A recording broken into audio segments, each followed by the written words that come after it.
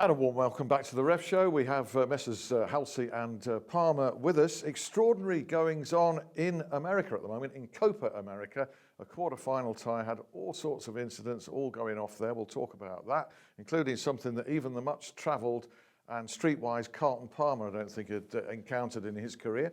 And the explosion of interest in MLS really taking off in America, and that's reflected by quite an inflation in salaries. You might be surprised at what some of the top players are earning there.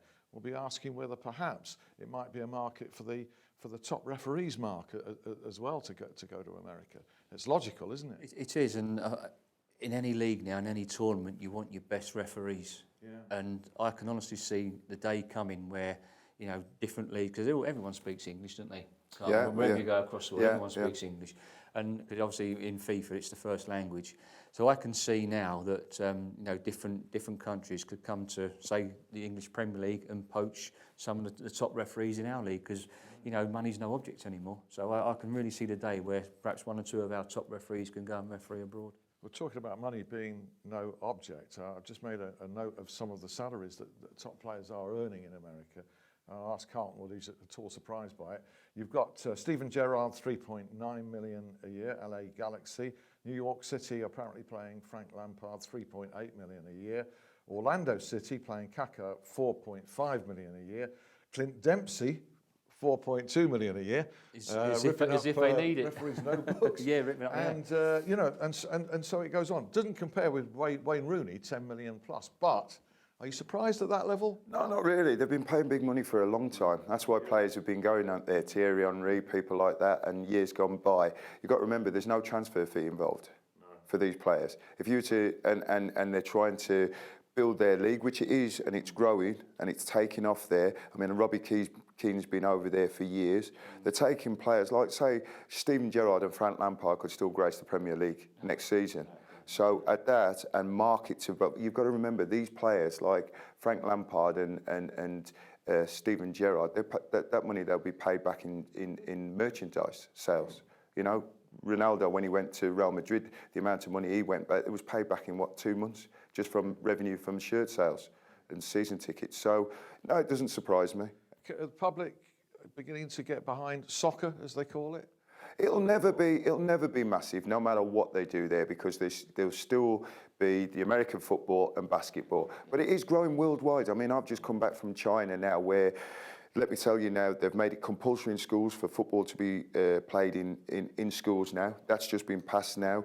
Players, Denver Bar's just signed out there. You've got Tim Cahill out there. There's a lot of big names going out there for huge money. You've got big managers out there, Ericsson's out there and whatever. So worldwide now, it's big business. India, Reid out, Peter Reid's out manager in India. He is, he's out managing. Finished bottom of the league though, don't they? Yeah, he's out managing there, but they're taking big names down there for coaching, because that's the only way they're going to improve their players, improve the leagues, and marketable wise, it's massive business. And Carlton, that should apply to referees then.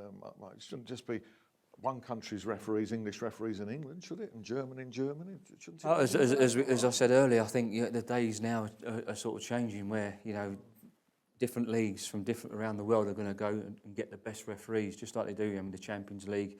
You know, in Europe, they take the best referees to referee the Champions League. As I say, we was talking with Carlton, I honestly can see now that we're going to see referees leaving the Premier League and being enticed away to referee in these leagues abroad, because you do want your best referees. And as I say, you know, the quality of referee enhances the game of football as well. Yeah. Especially in China, where there's been so much about corruption with the referees. So I can see that definitely happening. Just like they're bringing in foreign coaches over there to improve their football, they'll bring in foreign referees to improve the refereeing standard. Whiter than white. When it comes to this, I'm available. Yeah, there you go. There you go. Man in his early 50s, you know. Hey, by the way, no, right. I would agree. We'd all agree on that point. Mark Clattenburg, for whatever reason, Keith and yourself have pointed out, didn't get the games and the recognition that he deserved during last season. Would he, for instance, be a likely target for MLS, do you think? Well, I have to say, if I was managing wherever I was managing abroad, you know, in charge of referees, I would look to bring the likes of Mark Clattenburg away from the Premier League, because I think the way he's been treated. And as I say, if you dangle that carrot and you offer the right salary, then I think the likes of Mark Clattenburg, Mike Dean, I think they would leave the Premier League and go and... I do, yeah, I do, because I know what goes on behind the scenes. I know certain officials are not happy, and that, as Carlton will tell you, if players ain't happy with managers, they move on, don't they? Yeah. Should that be a concern then for...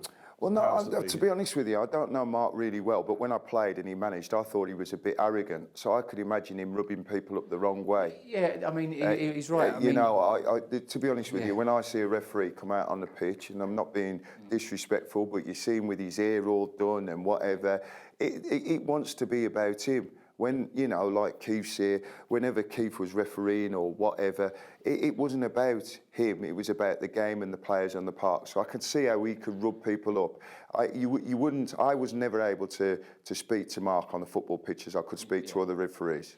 Just to come on from there, I mean, I think Carlton's right in Mark's early days. As you, as a young player, they're all young players do come a little bit arrogant, a little bit cocky. Carlton's going back a few years with it. He's going back a few years, but knowing Mark as I do, yes, he was, but now he's matured. Yeah. He's a totally different character, totally different person, and everybody in the game now in the Premier League respects Mark as our number one referee, and he's the way he manages players, the way he speaks to players, and I think he's learnt from his early days. But the problem is he might have learnt, but the hierarchy, once they take, what it's like, once the press take a dislike to you, it's very hard to change that around, isn't it? Well, you can look at players, you can look at certain players, individuals, or you look at the Rooneys, you can look at the Petersons, but they still pick them. You've got to pick your best players. You've got to pick your best referees for the top games. I hear what you're saying, but the Rooneys, when you're talking about Rooney, he's not a bad lad, so they still pick him. Misdemeanors and whatever. I just think with people. But I'm looking at their behaviour. I mean, he's a great player. Got on very well with Wayne on the pitch, but sometimes, I always got on well with him because we got on the way I spoke to him. But you can see sometimes the way they behave themselves on the pitch.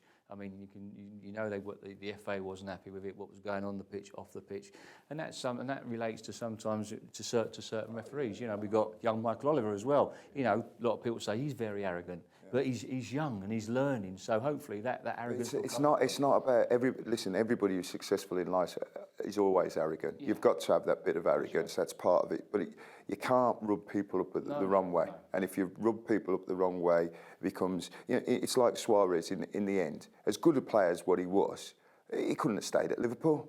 Yeah. Well, I'd be happy to let you two no. go at this for minutes on end. And if it wasn't for the fact that a player in America had put his fingers up another player's backside, I would be allowing you to continue to do it.